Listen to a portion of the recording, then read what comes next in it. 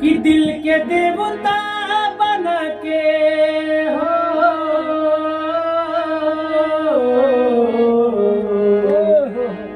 कि मन में रखनी बसा के, दिल के देवता बना के मन में रखनी बसा के, मीठ मुस्की भइल जीव के का।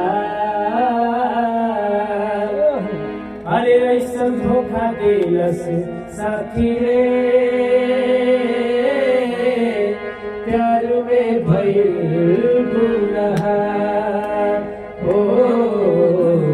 ऐसा धोखा दिलस साथी रे, प्यार में भइल गुनाह। कि दिल के देवता बना के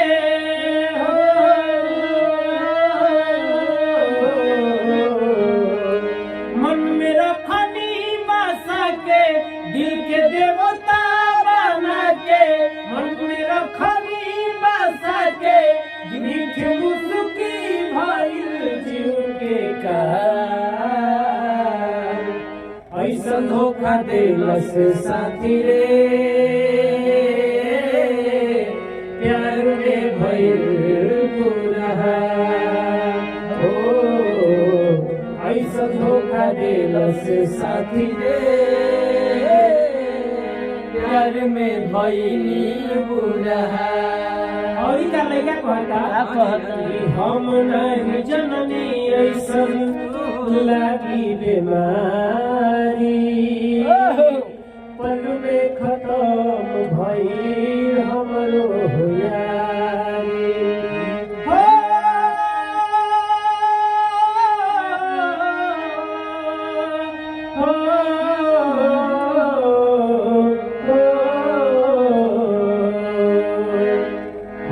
नहीं जननी ऐसन लागी बीमारी, पल में खत्म भइल हमरो यारी। वही लड़की के चलता बेमुके साई कहे पागल जमाना, नइखे कवनो ठिकाना। कहे पागल जमाना, नइखे कवनो ठिकाना।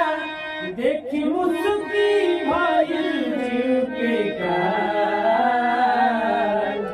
ऐसा धोखा दिलस साथी रे,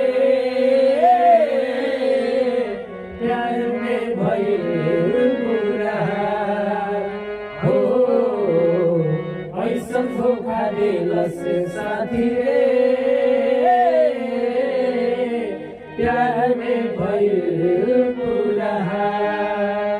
ऐसे प्यार बहुत सोच समझ के करे के बाद अच्छा लगल तो जरूर लाइक कमेंट करो, शेयर करो।